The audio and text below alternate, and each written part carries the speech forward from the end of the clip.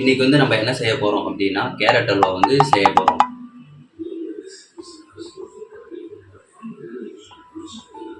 First வந்து கடாயை வச்சுப்போம். கடாயை வச்சுட்டு அதுக்கு வந்து அடுப்பை வந்து பற்ற வைக்கிறோம். அடுப்பை பற்ற வச்சு நெய்யை ஊற்றிட்டோம் ஆல்ரெடி நம்ம முன்னாடியே. ஓகேவா? நெய் வந்து நல்லா காஞ்சிடுச்சு. முந்திரி பருப்பு போட்டுப்போம்.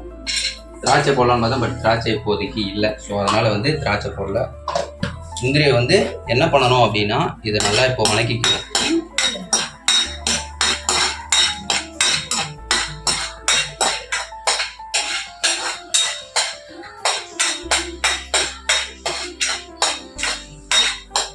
ஓகே, முந்திரி பருப்பு நல்லா பொன்னிறமாக ஆயிடுச்சு. இப்போ நம்ம அதை எடுத்து வச்சுப்போம் தட்டுல. அதில் இப்போ நம்ம வந்து துருவி வச்சிருக்க கேரட்டை வந்து அதில் போட்டுருவோம். ஓகேங்களா? துருவி கிட்டத்தட்ட ஒரு 4-5 கேரட் எடுத்துருக்கேன். அதெல்லாம் போடணும். நம்ம போட்டுருவோம்.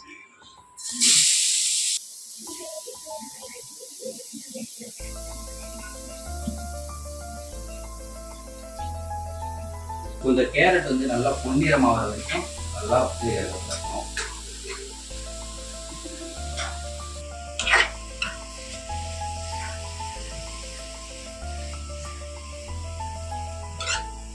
நெய் ஸ்மெல் நல்லா வருது.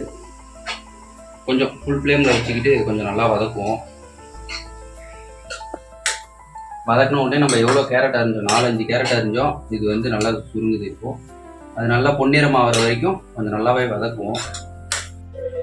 அப்படியே கிளறி விட்டுக்கிட்டே இருக்கணும். கிளறி விட்டு இருந்தால் தான் தீ பிடிக்காது, சரி அடி பிடிக்காது. நல்லா இந்த பால் வந்து சுண்டுற அளவுக்கு வந்து நம்ம கொஞ்சம் கிளறி விட்டுக்கிட்டே இருக்கோம். ஃபுல் ஃப்ளேம்லேயே வச்சுக்கலாம். 1.5 கிளாஸ் அளவு சர்க்கரை போடுது. தேவைன்னா இன்னும் கொஞ்சம் அதிகமாக இருக்கும். இதை வந்து அப்படியே கிண்டி விட்டுக்கலாம். அப்படியே கிண்டிக்கிட்டே இருக்கணும். கிண்டாமல் விட்டோம் அப்படின்னா இது வந்து அடி பிடிச்சிரும். ஸோ அதனால் வந்து இதை கிண்டிக்கிட்டே இருக்கும்.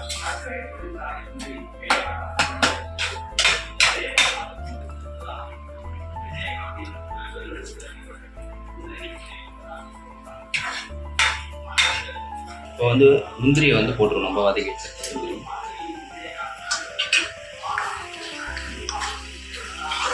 நல்லாவே சக்கரை பாவம்லாம் இப்போ கரைஞ்சிருச்சு. கன்சிஸ்டன்சியாக வந்துருக்கு.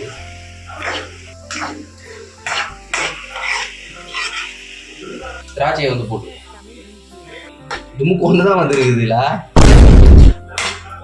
அவ்வளோதான். இன்னும் கொஞ்ச நேரம் நல்லா வந்துச்சு. இப்போ இறக்கி வச்சிடலாம். அவ்வளோதான், முடிஞ்சிடுச்சு.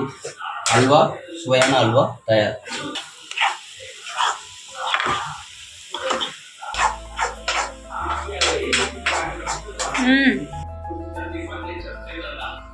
கேரட் அல்வா வந்து ரெடி ஆகிடுச்சு. டேஸ்ட் பண்ணி பார்க்குறோம் எப்படி இருந்துச்சு.